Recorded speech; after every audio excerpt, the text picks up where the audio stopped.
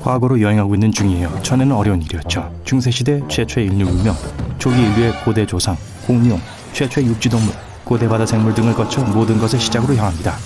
저기 있네요. 이 성은 우리의 태양계예요. 현재는 수소와 헬륨으로 만들어진 다양한 색깔의 먼지 구름일 뿐이에요. 이 구름이 수축하면서 밀도가 높아지기 시작했어요. 우리 성은 근처에서 초신성 폭발이 있었다는 이론이 있습니다. 폭발의 충격파는 성운을 사방에서 압박했고 구름의 중심이 너무 무거워졌어요. 거대한 무게 압력으로 구름 중심에서 핵 연쇄 반응이 시작합니다. 구름의 온도가 상승하고 빛을 발해요. 곧 고밀도의 구체가 형성되고 그렇게 우리의 태양이 탄생합니다. 약 45억 년 전에 있었던 일이죠. 지구는 아직 존재하지 않아요. 먼지와 우주 잔해로 된 디스크가 어린 태양을 돌고 있을 뿐이에요. 이 파편들이 점차 융합되면서 점점 무거워지고 있어요. 이 소행성 더미의 가장 중심부를 살펴볼게요. 파편의 총 중량은 중심부를 너무 많이 압축해서 밀도가 높은 금속 핵이 형성되고 있어요. 거대한 압력은 중심핵을 가열하고 어린 지구의 중심 온도는 거의 6000도에 이릅니다. 그리고 액체 핵이 고체 핵을 둘러싸고 있어요. 이것이 지구의 자기장을 형성해요. 이제 태양으로부터 오는 복사와 태양풍이 지구에 도달하면 지구 자기장이라는 방패에 부딪힙니다. 아직 우리 지구는 불타는 용암 덩어리에 더 가까워요. 하지만 내각되면서 단단한 지각이 형성돼요. 이 시점에서 또 다른 원시 행성이 등장합니다. 소행성에 더 가깝고 화성 크기예요. 그리고 이 거대한 파편이 지구를 향해 날아옵니다. 그것은 어린 지구의 중도라고 지구의 일부분이 떨어져 나가요. 파편 자체는 여러 조각으로 부서져서 지구 궤도에서 머무릅니다. 잠시 후 이 잔해들이 모여 달을 형성해요. 이 충돌의 결과로 지구는 너무 빠르게 회전하기 시작했어요. 하루는 24시간이 아니라 5시간 정도밖에 되지 않아요. 하지만 달은 충분히 무거워서 중력으로 지구의 자전을 늦춥니다. 현재 지구는 쾌적한 곳처럼 보이지 않아요. 달의 중력이 지구 깊숙이 침투하여 더 많은 화산 활동을 일으키고 있어요. 또한 운석이 끊임없이 떨어져서 지표면에 폭발이 빈번합니다. 아야! 화산에서 나오는 가스는 지구 대기를 형성해요. 운석을 타고 지구에 온 얼음은 증발해요. 수증기는 상승하고 비로 변합니다. 이 빗물은 지표면으로 떨어져서 뜨거운 용암을 식히고 최초의 호수와 강을 형성해요. 수억 년 동안 지구는 금성의 표면과 비슷했어요. 수많은 화산, 산성비, 숨쉴 산소도 없는 생명이 살지 않는 곳이었어요. 태양도 지금처럼 밝지 않았죠. 게다가 태양광선은 대기 중에 있는 수톤의 화산 먼지를 거의 통과하지 못했죠. 하지만 약 37억 년 전 최초의 생명체가 산소를 필요로 하지 않는 단세포 유기체의 형태로 나타났어요. 해안 근처의 얕고 따뜻한 바다에 있어요.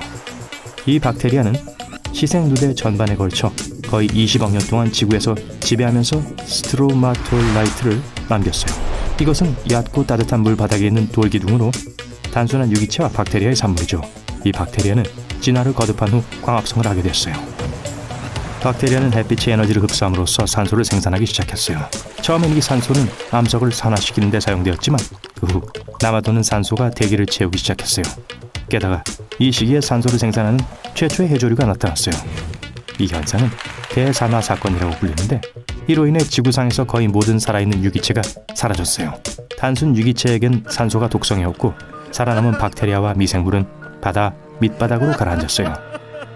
수백만 년 후에 이 잔해들은 재활용되고 물과 지구의 지각의 엄청난 압력 아래서 오일로 변하게 됩니다. 시생누대는 약 25억 년 전에 이 재앙과 함께 끝이 났어요. 동시에 지구에서 대륙이 형성되고 있었고 나중에 퍼즐처럼 세계의 바다를 떠다니다가 초대륙을 형성하게 됩니다. 하지만 현재로서는 메탄과 이산화탄소가 여전히 대기의 대부분을 차지하고 있어요. 그래서 온실 효과가 발생하고 지구의 기온이 상승해요. 하지만 산소의 출현은 온실 효과를 막고 지구의 온도는 떨어져요.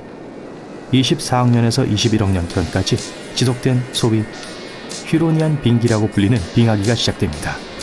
과학자들은 그 당시에 지구가 거의 얼음으로 덮여 있었다고 추측해요. 심지어 더운 적도까지요. 20억 년 전만 해도 지구는 용암 덩어리 같았는데 현재 얼음 덩어리가 됐다는 건 상당히 큰 변화예요. 휴로니안 빙기의 지구는 목성의 위성 유로파에 가까웠어요. 유로파도 두꺼운 얼음 지각이 있고 그 아래에는 중심핵에 의해 가열된 액체 상태의 바다가 있어요. 태양의 진화가 지구를 구했어요. 45억 년 전에 태어난 이래로 태양은 점점 더 커지고 뜨거워지고 있었어요.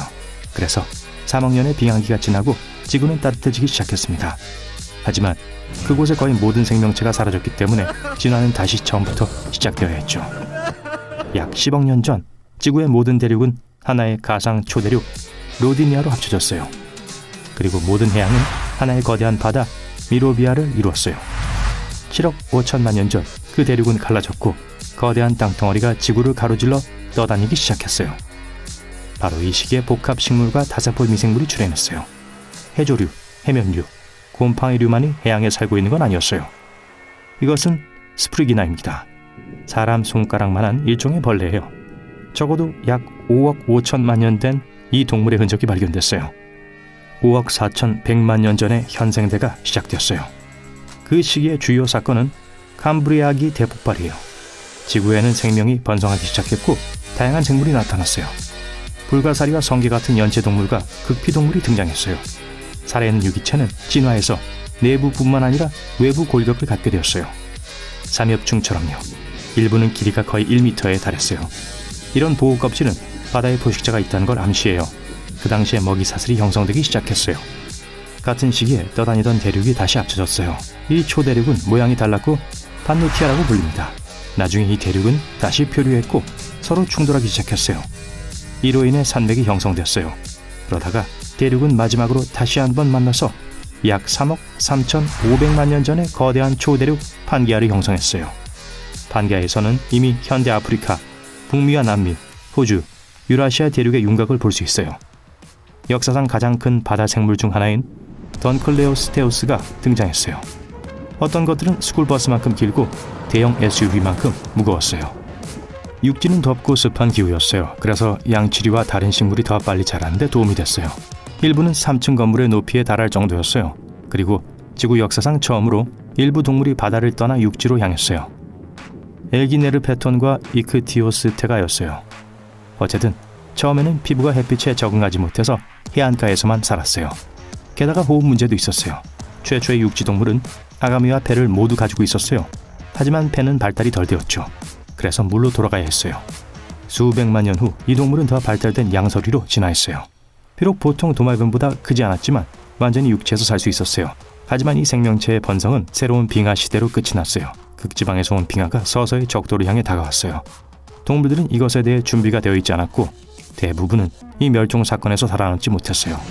그러나 2억 9천만 년 전 진화가 다시 이루어졌고 더 진화한 육지 동물들이 나타나기 시작했어요. 점차 크기가 커지고 증식하고 스쿠토사우루스와 고르고놉세스와 같은 새로운 종이 탄생했어요. 하지만 이 기간도 오래가지 않았어요. 겨우 4천만 년 후 알려지지 않은 사건의 결과로 지구상 모든 생명체의 95%가 사라졌어요.